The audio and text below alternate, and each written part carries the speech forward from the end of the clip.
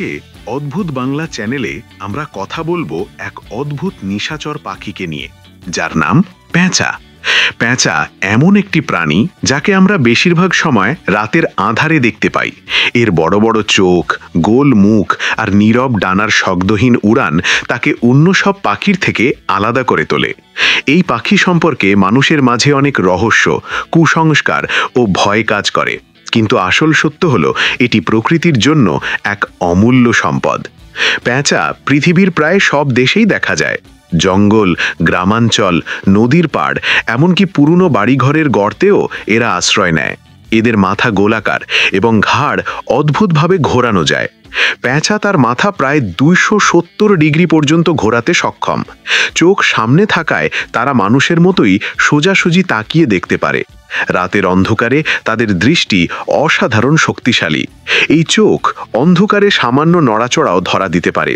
পেঁচার আরেকটি বিশেষ বৈশিষ্ট্য হলো এদের কান মানুষের মতো দুই পাশে নয়, বরং একটু অসমানভাবে বসানো থাকে। ফলে শব্দের উৎস কোথা থেকে আসছে সেটা নিখুঁতভাবে ধরতে পারে। এ কারণে গভীর রাতে সামান্য শব্দেও তারা শিকার খুঁজে পেতে ব্যবহার করে।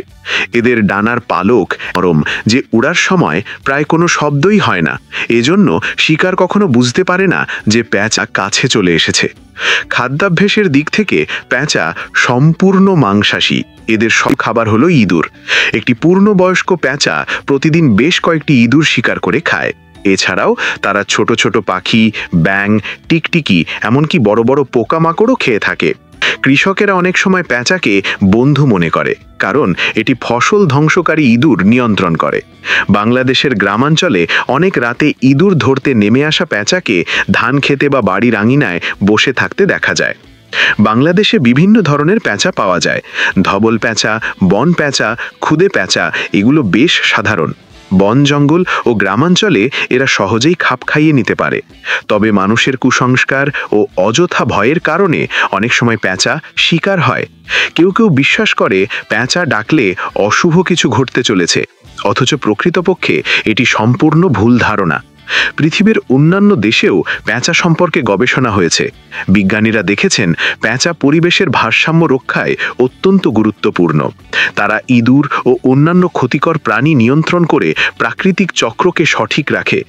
বনাঞ্চলে পেঁচা থাকলে ইঁদুরের সংখ্যা কম থাকে, ফলে গাছের বীজ অক্ষত থাকে এবং বন নতুন করে জন্ম নেয়।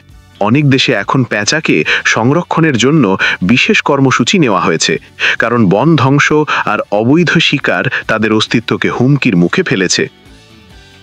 পেঁচা আসলেই প্রকৃতির বিস্ময়। তাদের জীবনযাপন, চোখ, কান, ডানা, প্রতিটি বৈশিষ্ট্য প্রমাণ করে প্রকৃতি কতটা নিখুঁতভাবে এই প্রাণীকে তৈরি করেছে। বাংলাদেশের গ্রামাঞ্চলে যদি রাতে নীরবতা ভেঙে হঠাৎ হু হু শব্দ শোনা যায়, তবে বুঝবেন কাছেই কোনো পেঁচা বসে আছে। অনেকে হয়তো ভয় পায়, কিন্তু সত্য হলো এই পাখি আমাদের পরিবেশের জন্য বন্ধু।